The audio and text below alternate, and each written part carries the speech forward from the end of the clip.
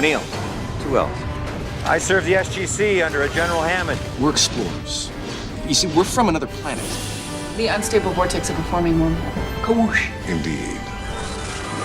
Hello everybody, welcome back to another episode in the Kawoosh podcast. I'm your host Arne and this is my co-host Evie. Hi. And today we are talking about, I think, probably one of our favorite episodes. It's at least one of the most memorable ones, especially in that first season. The title doesn't give it away much, but this is Solitudes. And let's just jump into this one. The gate activates at the SGC and Hammond hurries and he's telling everybody like it's way too early. And when he's coming into the control room, he sees that the event horizon of the gate is acting all weird and glitchy, and it throws out Daniel, Jackson and Teal'c and then just disappears. And Hammond wants to know where O'Neill and Carter are, but Teal'c doesn't know because they were right behind him. Cut to the Stargate in an icy cave. O'Neill and Carter are there, and Carter is the first to wake up and see that they are all alone. Dun, dun, dun. And that's where we cut to credits. And I wrote down, because this is, a really good cold open, because the Stargate is not only a very visual, great way to have people instantly be on the television and see this is Stargate, this is the show, but it gives you such a good central point to go do multiple worlds, multiple scenarios, kind of like, Sliders had that too. Yeah. Like Adventure of the Week, basically. Yeah, it's one of those things I kind of miss nowadays, like the Adventure of the Week, because this is a really cool cliffhanger here, because we have no idea where they are, and this is... Yeah, writing a good cliffhanger for your cold open is also an art. And when we get back to the episode, Jackson is still unconscious, and Teal'c is the one filling in Hammond that they were under attack from some kind of energy weapons, and he believes they should have made it through the gate. At this point, Harriman walks in. I'm gonna keep calling him Harriman because that's how he's gonna be identified later. But at this point, he doesn't have a name yet. So Walter Harriman comes in and he brings in a report on the Stargate repairs, and it says they had an overload. Teal'c wants to go back, but Hammond says not with an army waiting on the other side. Teal'c has guilt. There's a lot of guilt there. Yeah, he doesn't understand why they're not there, and he probably thinks it's his fault because, he was faster through the gate. In the icy cave, O'Neill wakes up and Carter tells him to stay put because his leg is broken. And this is where we get a second Oz reference with O'Neill remarking that they're not in Kansas anymore. Is it only the second? I feel like the counter is up more. I think he did it twice in the same episode. Maybe, but it's been a couple of episodes since. Yeah, maybe true, I just forgot. True. Yeah. But yeah. It's a recurring theme, so we were like, Oz reference. I just want to point out he was unconscious for 2 hours. That's brain damage. I know it's easy to write people going unconscious, but if you hit your head and you actually lose, that's brain damage. Yeah, in the 90s, that was just your go-to... just walk it off, it's fine. Yeah, he needs to be out of this part of the story. Just knock him out. Yeah. What's the worst that can happen? Carter has deduced that they are somewhere else, and they're in an icy glacier, and she hasn't found the DHD, so they can't dial home. In the SGC, Wait, hang on. And then there's this slow pull-out that shows that it's just a cave and nothing else. And then you're we're in trouble. I liked the simple ways that they really made it very clear that there's a lot of visual storytelling in this yes. one. A lot of silent moments, especially in the cave. The talky bits are mostly in the SGC, and in the cave between O'Neill and Carter, it's there's a lot of silent moments. Yeah, but it's really, not really awkward good. silence. No. It's just visual storytelling because there's not a lot to be said. They're in trouble. So Back in the SGC, I wrote down badass Teal'c walking through sparks because they're fixing the gate and there's sparks going everywhere and he's just strutting through it. No helmets, no safety. He doesn't need it. This is actually the first appearance of Dan Shee as Sergeant Siler. He's the stunt coordinator on the show, and he'll be a recurring character. He'll be the one being thrown around by any danger coming into the SGC. But this time he actually speaks. Yeah, because I don't think we've seen him on camera up until this point. We've seen glimpses. Maybe. I think I spotted him before, but this is the first time he spoke. It's quite possible, and I double-checked. I love how you're just not ready to say that I'm right. You're probably right. You're probably right. You're just like, yeah, I'm sure. always taking notes, so I sometimes I do miss things happening in the background. I love how this is like, it may be okay that you're... Anyway. So I double-checked, and this is an episode directed by Martin Wood. And those two have... whenever Martin Wood directs an episode, he usually puts Sylar front and center. Mm-hmm. And there's many occasions that they both have cameos together. So there will be instances where you see Sylar and Martin Wood as an unnamed guy walking around, and usually they have a big wrench and they're looking at something that needs to be fixed. What a wrench. I was looking in for it in this episode. It might not be the case here yet. But yeah, this is one from Martin Wood. Very good TV director, by the way. Did a lot of great stuff. I like this one. Yeah, and he does a lot of cameos in the background whenever he does an episode. So I'm gonna. Why don't you ever do cameos when we make short movies? I sometimes do. Yeah, it's been a while. Yeah. You need to, up my game. That might be the wrong word for it. Anyway, so yeah, like you said, Teal'c is very awesome because when they repair stuff on TV, there's a lot of sparks because otherwise you don't know what they're doing. Yeah, like if you have just a guy behind a computer, like just fixing something in the programming, that's not going to be very visual to look at. But Sylar tells them that 24 hours is the best they can do on repairing the gates. And I love that because it's such a recurring theme that they say, I need 24 hours. And whoever's in charge is going to be like, I'm going to be manager here. Like, you get 12. And Hammond actually tries that. He's like, I'll give you half that. And Sylar goes, that's not how that works. I gave you a time frame. I don't lie about my time frames, which is exactly how it should go. In the cave, Carter is setting O'Neill's leg. I have notes. If you have a bone break, even if it was a closed break, because there was no bone poking out, you never reset the bone because you just add more damage to the already damaged leg. You immobilize it until a doctor can look at it. And actually, didn't we write down what would Dr. Mike say? I'm pretty sure we did, yeah. And then we never looked up what Dr. Mike would say. Anyway, kids, if you have a broken bone in the field, don't reset it. Leave it alone. Yeah, and this upsets me. It's also, Carter is also telling him that it's the first time she's done this. And he's like, it's not for me because it's not his first broken bone. And apparently it's 9 times if you count a skull fracture. So yeah, that's a lot of damage. That's a lot of brain damage. And but it hurts. The splint banter is awesome. The banter back and forward is top notch, these two. With Sam is distracting him and then...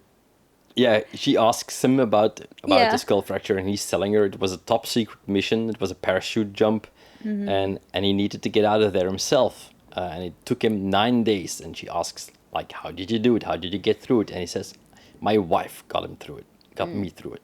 Sarah. Yeah. I love how, like, she's obviously panicking, but she's trying to do her job, and he just talks her out of it just by the way that he is. And I just love these two's relationship together. It's a very leveled... They work well together. Mm-hmm. Yeah. He's also, he's experienced. She's not as experienced. And then you really feel it here. Like, she knows what she's doing, but he's been in the field a lot more than and she it's has. not like she's, fumbling it. But it's still very much like, this is all very new. But she hasn't been in a situation this dire. True. Because at this point, there is no way home for them. And she tells him they have supplies for 3 days, but they can stretch that.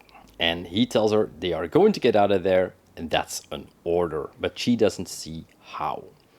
And then he wants to get up because his ass is freezing on the ground. Also a good point. Never leave anyone on a frozen surface.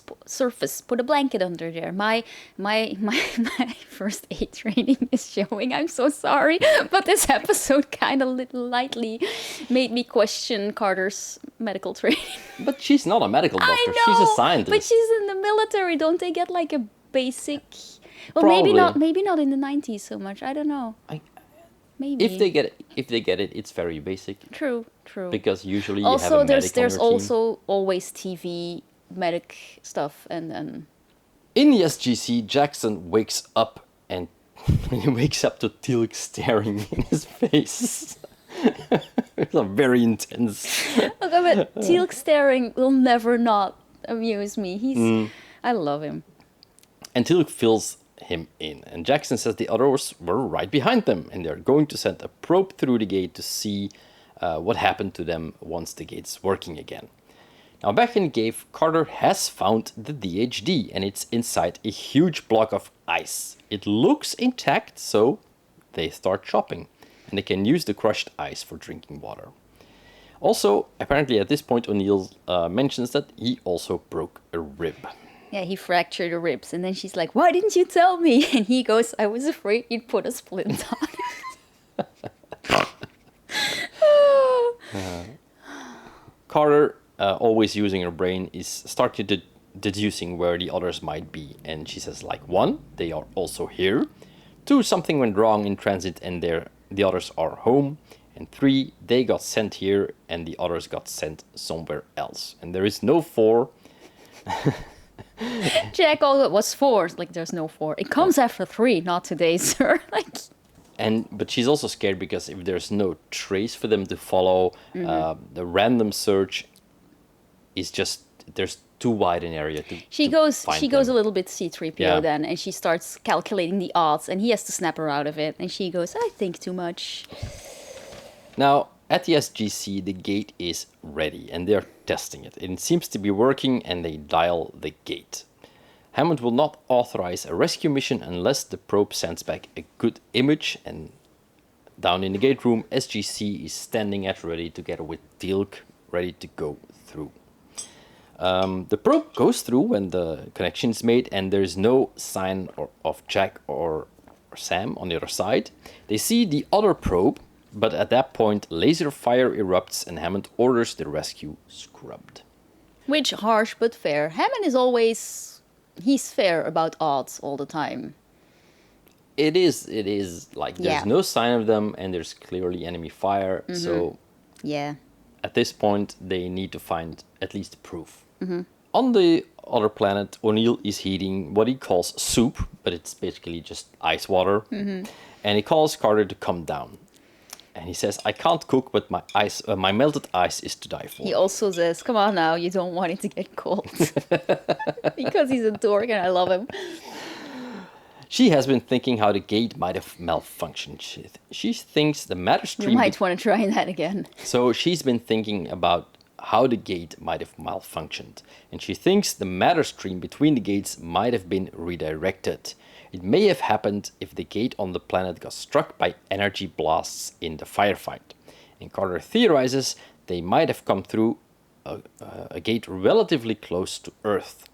And if the people at the SGC come to this conclusion too, it might narrow the search. Now at the SGC... Is this where we have the very cool gate-to-gate dissolve? I think it is. Might be. There's some really good dissolves Yeah. here in this episode. They yeah, go from the one transitions gate- from yeah. between the scenes are really, really well Yeah. done. But the gate is such iconic. It's a circle. You can do a lot of stuff with circles, like dissolves with the cave and the gate, and it's really good.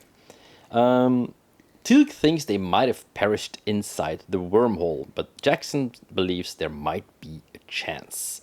Teal'c asks if that would not be in the millions. They will have to narrow it down somehow. And this is where we have this really nice dissolve to the cave. I'm sorry, I was Yeah. too early.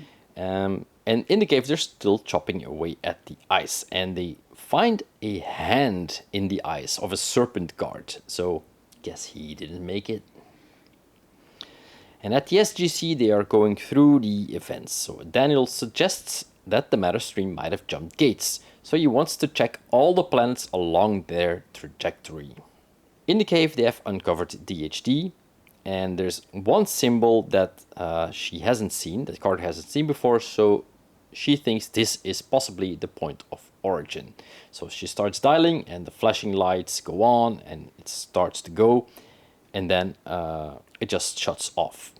It goes... Yeah. And O'Neill starts coughing up blood. Which, again, what would Dr. Mike say? Like, coughing up blood is a really bad sign. Because after this, they spend like 2 whole days, or they spend a lot of time still on that planet after this. They do. It's a couple of days. Yeah. And he coughing... it's a good thing he has plot armor, because he has main character armor. I know they want to make it dramatic, but to my eye, they just made it a little too dramatic. Again, I'm probably just nitpicking. They want to focus on Carter in this one, because she's the one taking lead. I know. So they want to decommission him somehow. I think it's very visual. Blood on snow, and it's very like, oh no, like... So she tries to start dialing again, the gate lights up, but every time she pushes the red button, it powers down again. And she thinks it might be something simple in the DHD, so she wants to continue to dig so she can fix it. But O'Neill says they will have to sleep first because it's going to take a lot longer than they thought.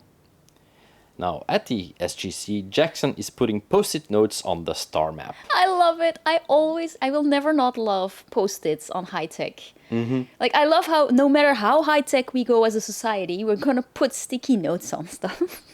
It's just so handy. I know. You can take it and put it somewhere else. I know. It's amazing. It's the best I invention do ever. love that star map, especially with the arm that moves over it and stuff. Like, it's really, really cool. Anyway, Hammond comes in and he says that he has put them on missing in action, but they will continue searching. And Jackson believes, or he says out loud, I must be missing something. Now, in the ice cave, O'Neill and Carter are sharing body heat, or at least that's how they call it. They're trying to sleep. Yeah. I'm guessing this is the episode that launched... 1 million fanfics. Basically, yes. Yeah. Like, I think, like, because yeah. it's very tropey, which that's not a bad thing. Tropes are awesome, and when Tropes utilized, are there for a reason. Yeah. They work. That's why they're there. Yeah, but it's very tropey in all the good ways, and I love it because they're like, we have to share body heat, and he's like, you're on my ribs, Carter. Yeah, it's very hard to sleep when someone's lying on your broken ribs.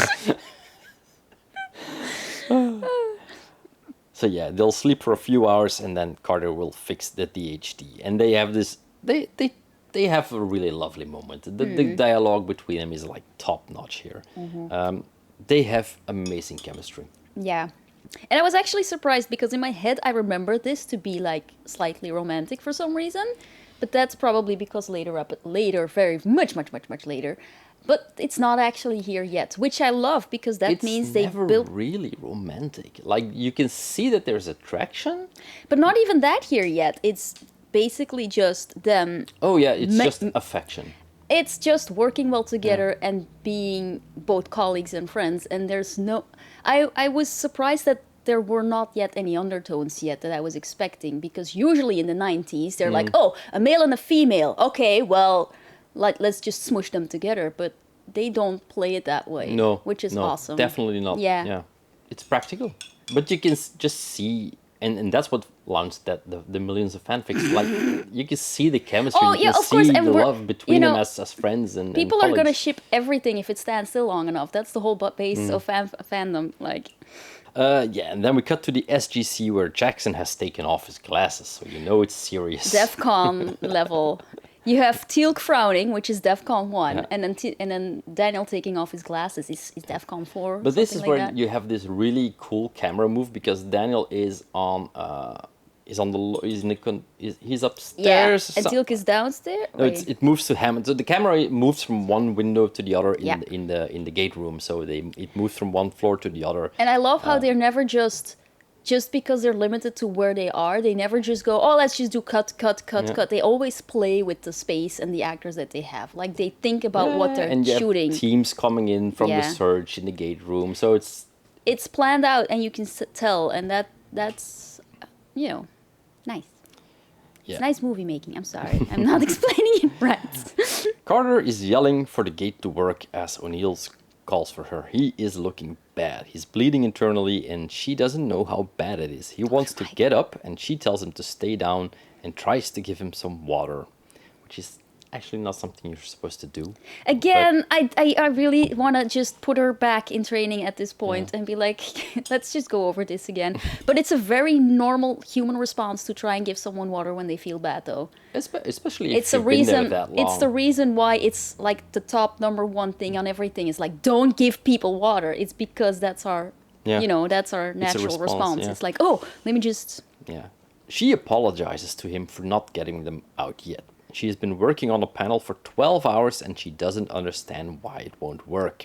He tells her it's time to go to Plan B. She has to take the rest of the supplies and climb out of there. Head towards the daylight. At the SGC, Teal'c and SG-3 return. And Teal'c is carrying someone. Yeah, the Major is down. He fell from a ledge and Hammond calls the search off. This was one of the last planets that fit into Jackson's theory, and he doesn't. Yeah, there's just too many people getting hurt. Yeah, to which search again, for two Hammond people. Yeah. makes sense. Now in the cave, Carter is going to try to shut it off and turn it back on again. Always works, It's a valid thing to try. You turn everything off. You wait 5 seconds, which she did, Yeah, and then you turn it back on. And she starts dialing again, and the whole gate starts trembling and the rocks start tumbling down. And we cut to the SGC where the tremor is being felt. And Daniel turns to the gate to With watch. a pensive look on And his then in the face. cave, the gate powers down again. Teal'c comes in and Jackson asks if he noticed the tremble, and he realizes there is one world they haven't checked yet. Now in the cave, O'Neill he orders Carter to get to Plan B as he is dying and she needs to go, so she starts climbing. Is this where he uses her name? Quite Because she doesn't possibly, want to yeah. go. Because he almost never uses her first name. He's No. always professional. But then sometimes when there's... When it's serious. When it's Like serious, when and he's Jackson like, takes Sam. off his glasses. Yeah, yeah, exactly. Yeah, that's a good one to add to the... I should make a scale. Like Jack using Sam's first name, that's a big one too. Like, Sam, no, you have to go. She starts climbing up the rocks up to where she sees daylight. Then Jackson goes to Hammond and he theorizes there might be a second gate on Earth, but buried. He reminds everyone that the Goa'uld didn't build the Stargate system, so they might not have even known there was a second gate. Now on the planet, Carter is nearing the surface. Is this where the wrong person to ask joke was made, though? I think that's later. Okay, sorry. She calls O'Neill, who tells her it's an honor to have served with her. So he's getting really, really bad. And at the SGC, they start a search with a lot of parameters. And Jackson says the gate originally used to vibrate. So Hammond orders to look for a tremble. And he says at 4 there was a vibration. And the chevrons glowed, but nothing happened. And then Daniel asks, what happens if you try to dial home? Well, and he asks Teal'c. He turns to Teal'c and he's like, what happens when you try to dial your own phone? Wrong person to ask. And Teal'c's just like, what is a phone? He's so confused. But also, we asked our offspring, what happens if you call your own phone? And you're like, like, it's just not a thing anymore. There is no such thing as a busy signal anymore because you just go to the voicemail. No, It's not really... It happens. If I call you and you're already calling somebody, I still get a busy signal. It depends on how you... I think you can choose how the phone reacts. Like if you get sent directly to voicemail or you get anyway, a the point busy of signal. the thing is, they tried to call their own home address, and that's why it's not working. Because the gates are too close together to be considered two separate addresses. Yeah. Basically. Carter at this point reaches the surface and breaks through the snow, and all she sees is a snowy landscape. Now in the SGC they have found coordinates in the Arctic matching every parameter exactly, so Hammond orders them to leave immediately. No, they say permission and he says granted. He doesn't even get time to order it. No, but they all realize that time is of the essence here because they've taken quite a while to find them. Yeah. Carter is climbing back down, and over the radio she tells O'Neill that it's an ice planet and there's no chance. Which does make me wonder how many times did they end up on a planet, look around and see like, this is a desert planet. Like, this isn't Star Wars. A planet doesn't have just one climate. So, but yeah, it's not like she could walk out of the zone, of course. That's what she meant. Like, it's too far. She's not gonna make it out if she starts walking. So she goes back down, and O'Neill isn't answering. So she climbs down, but she trips and slides all the way to the bottom, and she finds O'Neill unconscious. So she gets really close to him, and he whispers, "Sarah." So Carter says that she's right there. And it's all right for him to go to sleep now. And she says, "It was an honor surfing with you too." And we cut to an helicopter arriving over the ice, and Carter awakens to a rescue team rappelling down. Jackson, Teal'c, and Hammond are all there, and she says, "You came through the Stargate for us." Like, General, you came through the Stargate for us. He's like, "Not exactly." Actually, about that, you were apparently just in the backyard. Yeah. So they lift them all to the surface, and a team will be coming in to secure the area. And Hammond turns around, and we get this last glimpse of the Stargate in the ice. It's the shot that we see in the opening credits of him at the gates. Yeah. And that's where they end. Yeah, I wrote down, "No awkward aftertalk, boo." That's what I wrote down. But this gate is gonna come back. Yeah, this is a stepping stone for so many stories to come. Like, that gate's gonna travel. It's gonna end up in Russia with some Black Ops. And this is gonna be the site for what eventually will lead to Stargate Atlantis. Right. In season 7, I think, end of 7. So what you plan is, so we do all 10 seasons and then we go to Stargate Atlantis. Is that the plan? We'll see if we can manage to keep doing this. We need a retirement plan. But yeah, apparently, if I'm not wrong, I should maybe double check it. But in the beginning, the plan was to have Atlantis on Earth, and it would have been in the Arctic. And then when they did the spin-off series for real, they changed it and they put it in another galaxy. Then, so the Wraith weren't planned at the beginning then? Because the Wraith is like the A plot line of that whole thing. Yeah, so now I wonder what the plot line was. But I don't think the original idea was a spin-off series. They were just going to find it. And then when they started developing the series, they went like, okay, maybe we shouldn't put it on Earth. Mm-hmm. And they put it in the Pegasus galaxy. So that's why they start off in the Arctic in the first episode of Atlantis. They start over there. So that's around there. It's not the same site, but it's probably around there somewhere. Okay, but that's much later. But yeah, it's a really cool idea to put the second gate there. It also gives you a lot of history. What is the official name for? Is it when your whole episode plays in one location? There's a name for bottle episode. Does this count as a bottle episode? Because we technically have 2 locations, but then this is Stargate. We always have 2 locations. They have a standing set, so you can always cut back to, but it's kind of a bottle episode. I think a real bottle episode would be with what's the name? There's a really good bottle episode in Atlantis where they're in a puddle jumper that is sinking. But then also they call back home, though. I think so, yeah. I think they probably cut back to Atlantis. I'm just gonna count this as a bottle episode. I think you can. I think you can. If you can't really count the standing sets. Bottle episodes are like majority of the thing is in one place. Yeah, which makes sense because it also saves your production team money. Mm-hmm. And it's a cool location. Yeah, this was a nice episode. Really, really good. Yeah. I'm moving it up to my top 3. Yeah, definitely. I didn't write it down or anything, so don't ask me, but Yeah, but top 3s tend to shift. I also have a down 3. That's not a thing. I have a bottom 3. That's the word we're looking for. That's not shifting very much anymore. Well, it's only the first season, so you never know. Well, it's gonna have to go really, really deep to get the bottom one off. But this one was really good. Actually, talking about fanfiction, do we have time to talk about fanfiction? Sure. Okay, so this show is from 1997, right? Yeah, it started in 97, yeah.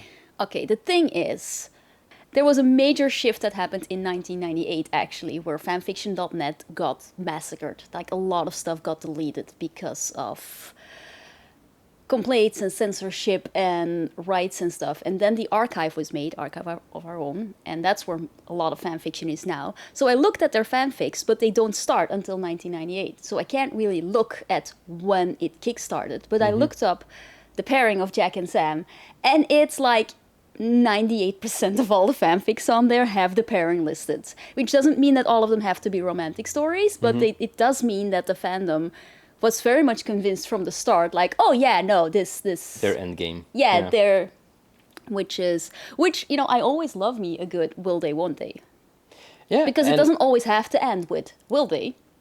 Well, they don't. No spoilers, dude. It has only been out for like 30 years. Wait, no. As far as I know, they don't. They don't. But they do. They do have moments. They do have moments, and they I don't want to say flirt because that's wrong, but they try. They do have serious talks about it, but they don't always happen on screen, which is also very beautiful because sometimes you come back to it and you realize that, oh, something happened. Yeah.